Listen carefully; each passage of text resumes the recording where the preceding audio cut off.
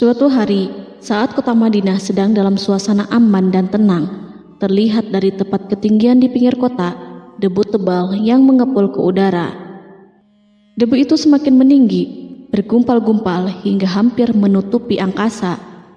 Angin yang bertiup menyebabkan gumpalan debu dari butiran pasir Sahara yang lembut dan terbang menghampiri pintu-pintu rumah di Madinah dan berhembus dengan kuatnya di jalan-jalan.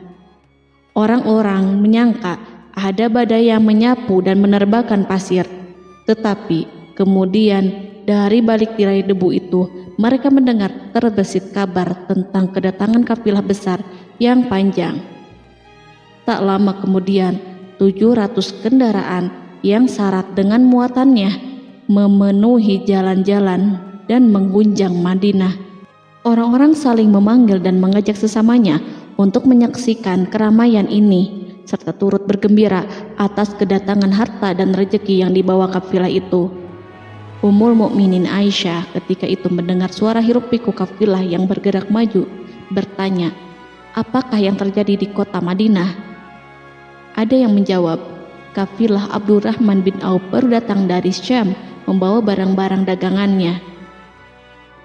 Jadi kafilah itu yang telah menyebabkan semua guncangan ini? Tanya Ummul Mukminin. Benar, wahai Ummul Mukminin. Jumlahnya 700 kendaraan. Ummul Mukminin menggeleng-gelengkan kepala. Pandangannya menerawang jauh seolah-olah sedang mengingat-ingat peristiwa yang pernah dilihat atau ucapan yang pernah didengarnya. Kemudian ia berkata, aku pernah mendengar Rasulullah bersabda, aku melihat Abdurrahman bin Auf masuk surga dengan merangkak. Abdurrahman bin Auf masuk surga dengan merangkak? Mengapa ia tidak memasukinya dengan melompat atau lari-lari kecil bersama angkatan pertama para sahabat Rasulullah? Sebagian sahabat menyampaikan cerita Aisyah kepadanya, maka ia pun teringat telah mendengarkan hadis dari Nabi lebih dari satu kali dan dengan redaksi yang berbeda-beda.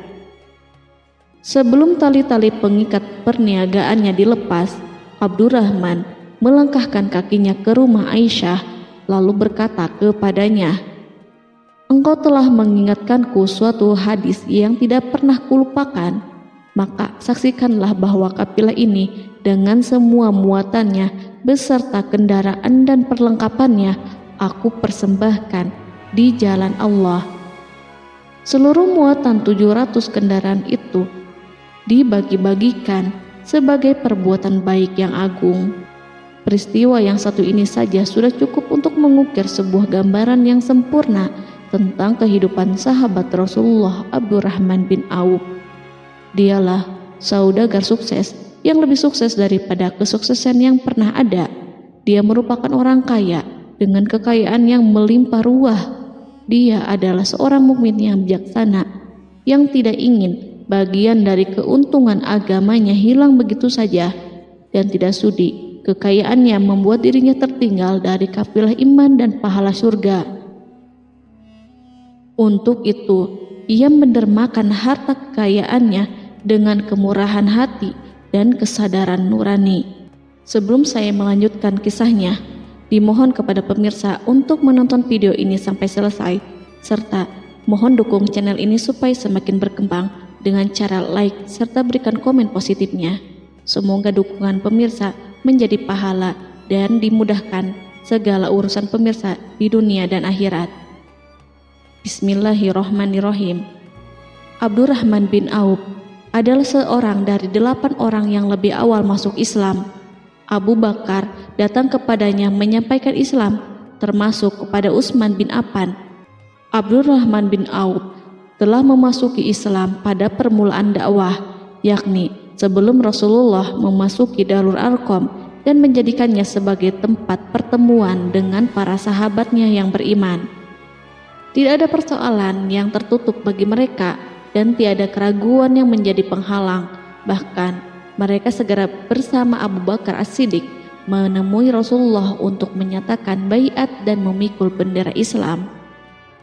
Sejak menganut Islam sampai berpulang ke rahmatullah dalam usia 75 tahun, ia selalu menjadi teladan yang cemerlang sebagai seorang mukmin yang besar. Hal ini menyebabkan Nabi memasukkannya dalam 10 orang yang telah diberi kabar gembira sebagai ahli surga. Umar mengangkatnya sebagai anggota majelis syuro yang terdiri dari 6 orang yang merupakan calon khalifah yang akan dipilihnya sebagai penggantinya. Cepatnya Abdurrahman masuk Islam telah menyebabkan dirinya harus mengalami penganiayaan dan penindasan dari Quraisy. Ketika Nabi memerintahkan para sahabatnya hijrah ke Habasyah, Abdurrahman bin Auf pun ikut berhijrah. Kemudian ia kembali lagi ke Mekah, lalu hijrah untuk kali keduanya ke Habasyah, dan selanjutnya hijrah ke Madinah. Keuntungannya dalam perniagaan sangatlah besar, hingga mencapai batas yang membuat dirinya merasa takjub dan heran, sehingga ia berkata, "Sungguh aku melihat diriku ini, seandainya mengangkat batu, niscaya aku temukan emas dan perak di bawahnya." Perniagaan bagi Abdurrahman bin Auf bukanlah jenis perdagangan yang tercela maupun monopoli. Bahkan ia sendiri bukanlah orang yang berlomba-lomba untuk mengumpulkan harta atas dorongan agar menjadi orang kaya. Sekali-kali bukan itu, melainkan suatu amal dan kewajiban yang keberhasilannya akan menambah kedekatan jiwa kepada Allah dan berkorban di jalannya. Abdurrahman bin Auf adalah seorang yang kuat emosi jiwanya, di mana ia menemukan kepuasan emosinya itu dalam amal yang mulia. Apabila ia tidak sedang sholat di masjid dan tidak sedang berjihad dalam peperangan, ia pasti sedang mengurus perniagaannya yang berkembang pesat. Sehingga kafilah-kafilah dari Mesir dan Syria membawa ke Madinah barang-barang muatan yang dapat memenuhi kebutuhan seluruh jazirah Arab, baik pakaian maupun makanan. Yang menunjukkan kepada kita bahwa seorang yang kuat emosi jiwanya adalah ketika kaum muslimin hijrah ke Madinah. Rasulullah pada waktu itu menerapkan aturan untuk mempersaudarakan 2 orang sahabat, salah seorang dari muhajirin warga Mekah dan yang lainnya dari Ansor penduduk Madinah. Persaudaraan ini berjalan dengan sempurna hingga membuat hati terpesona. Orang-orang Ansor yang merupakan penduduk asli Madinah membagi seluruh kekayaan miliknya menjadi 2 dengan saudaranya dari kalangan muhajirin. Bahkan istri pun direlakannya. Ketika itu Rasulullah mempersaudarakan antara Abdurrahman bin Auf dengan Sa'ad bin Rabi. Sa'ad bin Rabi berkata kepada Abdurrahman, "Saudaraku, aku adalah penduduk Madinah yang paling banyak harta. Silahkan pilih separuh hartaku dan ambillah. Aku juga mempunyai 2 istri. Perhatikanlah yang lebih menarik hatimu, dan aku akan menceraikannya sehingga engkau dapat memperistri dirinya." Abdurrahman bin Auf pun menjawab, "Semoga Allah memberkahi dirimu dalam istri dan hartamu. Tunjukkanlah kepadaku letak pasar." Abdurrahman pergi ke pasar. Ia berjual beli di sana dan mendapatkan keuntungan. Kehidupan Abdurrahman bin Auf di Madinah, baik semasa Rasulullah maupun sepeninggalnya beliau, selalu ditunaikannya dengan sempurna untuk memenuhi hak agama dan beramal di dunia. Perniagaannya sukses dan menguntungkan. Seperti diungkapkannya sendiri bahwa seandainya ia mengangkat batu dari tempatnya, pasti ia akan mendapatkan emas dan perak di bawahnya. Salah satu faktor yang membuat perniagaannya berhasil dan mendapatkan berkah adalah karena ia sangat selektif untuk berniaga yang halal dan benar-benar menjauhkan diri dari segala bentuk jual beli yang haram, bahkan yang syubhat sekalipun. Selain itu, faktor yang menambah kejayaan dan keberkahannya adalah labanya yang bukan untuk Abdurrahman sendiri, melainkan di dalamnya terdapat bagian Allah yang ia penuhi dengan baik. Ia menggunakan hartanya untuk memperkokoh hubungan kekeluargaan dan mengeratkan tali persaudaraan, serta menyediakan perlengkapan yang diperlukan untuk tentara Islam. Bila total perniagaan dan kekayaan yang lainnya ditambahkan keuntungan yang diperolehnya dihitung, jumlah kekayaan Abdurrahman bin Auf itu dapat diperkirakan dengan memperhatikan jumlah yang dibelanjakannya di jalan Allah. Suatu hari, ia mendengar Rasulullah bersabda, "Wahai Ibnu Auf, engkau termasuk golongan orang kaya dan engkau akan masuk surga dengan merangkak." Karena itu, pinjamkanlah kekayaan itu kepada Allah agar Dia mempermudah langkahmu." Sejak ia mendengar nasihat Rasulullah ini dan menyediakan bagi Allah pinjaman yang baik, Allah justru semakin melipat gandakan kekayaannya hingga berlimpah ruah. Suatu hari, ia menjual tanah seharga 40.000 dinar. Kemudian uang itu dibagi-bagikan semuanya untuk keluarganya dari Bani Zuhrah, untuk para istri Nabi, dan untuk kaum muslimin yang miskin.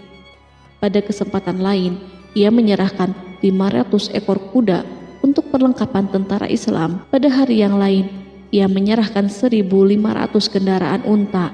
Menjelang wafat, ia mewasiatkan 50.000 dinar untuk diinfakkan di jalan Allah. Ia juga berwasiat bagi setiap orang yang ikut perang Badar dan masih hidup, masing-masing mendapatkan 400 dinar. Hingga Utsman bin Affan juga mengambil bagian dari wasiat itu, meskipun termasuk orang yang kaya.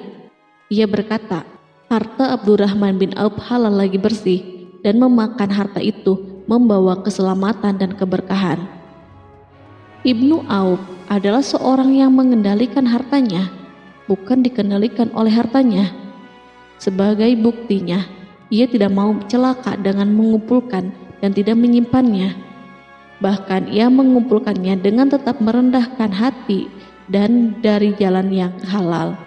Kemudian harta itu tidak dinikmati untuk kepentingannya sendiri, melainkan untuk dinikmati bersama keluarga, kerabat, rekan-rekan, dan masyarakat seluruhnya. Karena begitu luas pemberian serta bantuannya, ada yang mengatakan seluruh penduduk Madinah berserikat dengan Abdurrahman bin Auf pada hartanya. Sepertiga dipinjamkannya kepada mereka, sepertiga lagi dipergunakannya untuk membayar hutang-hutang mereka, dan sepertiga sisanya dibagi-bagikan kepada mereka. Harta kekayaan ini tidak akan pernah membuat kelegaan dan kesenangan pada dirinya selama ia belum menemukan jalan untuk membela agama dan membantu rekan-rekannya. Adapun untuk selain itu, ia selalu merasa khawatir terhadap kekayaannya. Pada suatu hari, dihidangkan kepadanya makanan untuk berbuka karena waktu itu sedang berpuasa. Ketika pandangannya tertuju pada hidangan tersebut, selera makannya pun bangkit.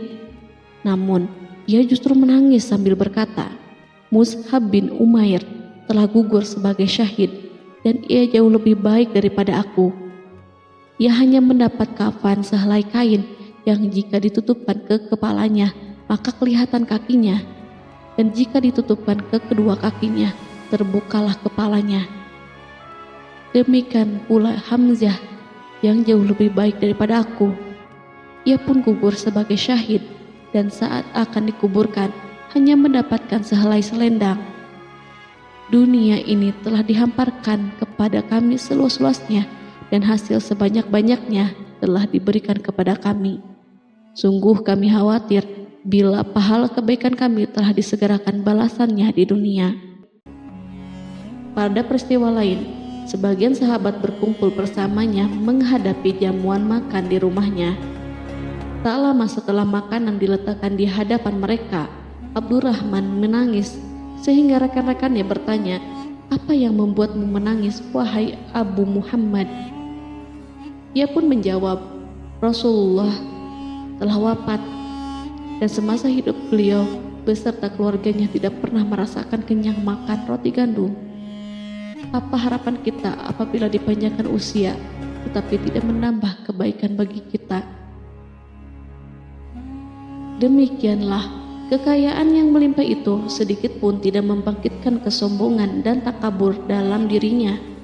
Bahkan orang-orang mengatakan tentang dirinya, seandainya seorang asing yang belum pernah mengenalnya kebetulan melihatnya sedang duduk bersama budak-budaknya, niscaya ia tidak bisa membedakan di antara mereka.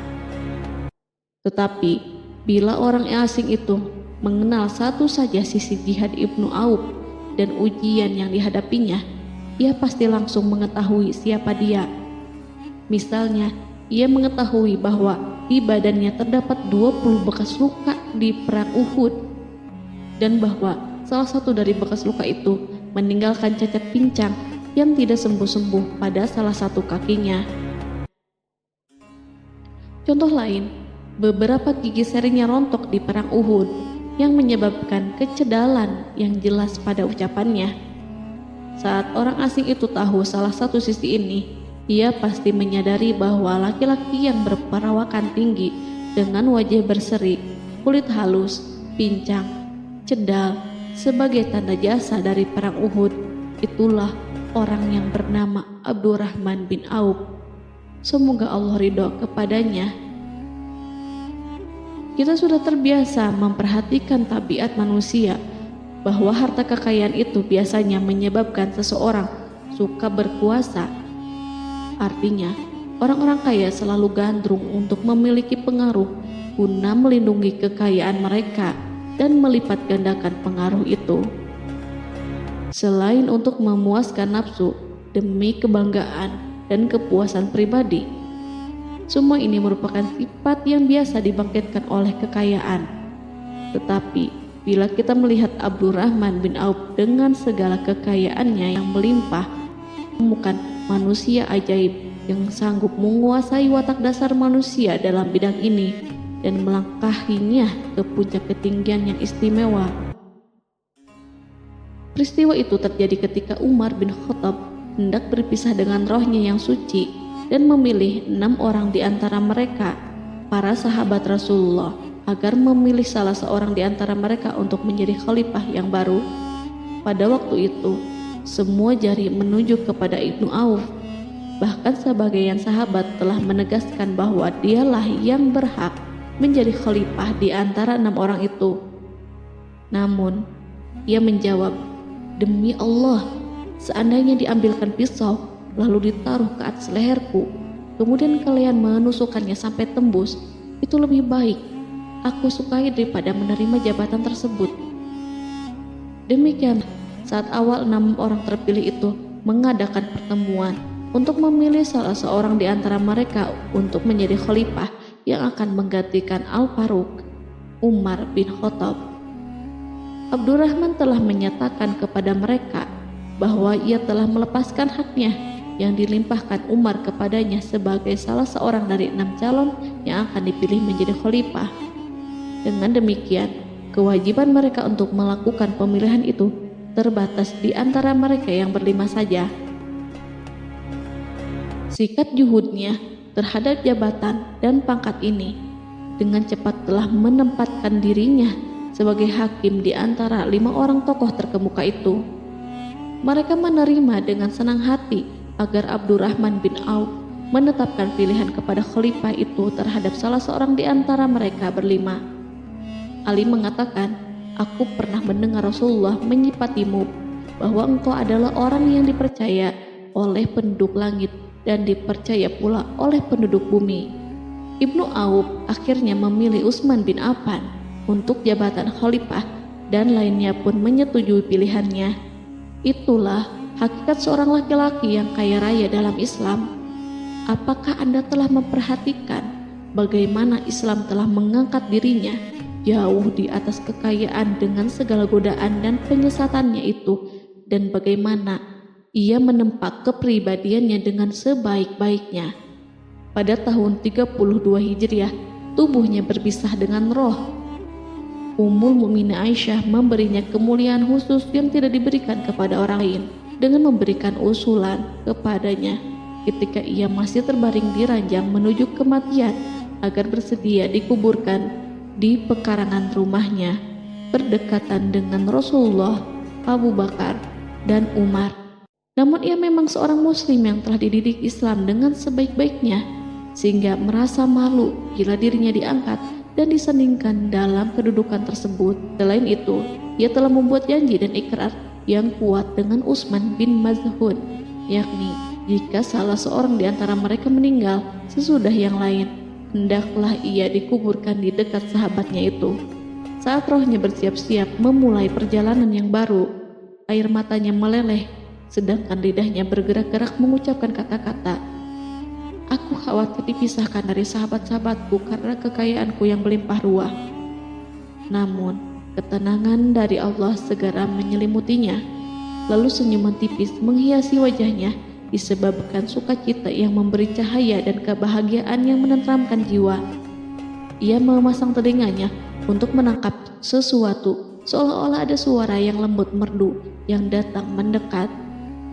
Ia sedang mengenang kebenaran sabda Rasulullah yang pernah beliau ucapkan, Abdurrahman bin Auf di dalam surga. Ia barangkali juga sedang mendengarkan janji Allah dalam kitabnya. Orang yang menginfakkan hartanya di jalan Allah, kemudian tidak mengiringi apa yang diinfakkan itu dengan menyebut-nyebut dan menyakiti perasaan penerima, maka memperoleh pahala di sisi Rabb mereka. Tidak ada rasa takut pada mereka dan mereka tidak bersedih hati. Quran Surat Al-Baqarah ayat 262.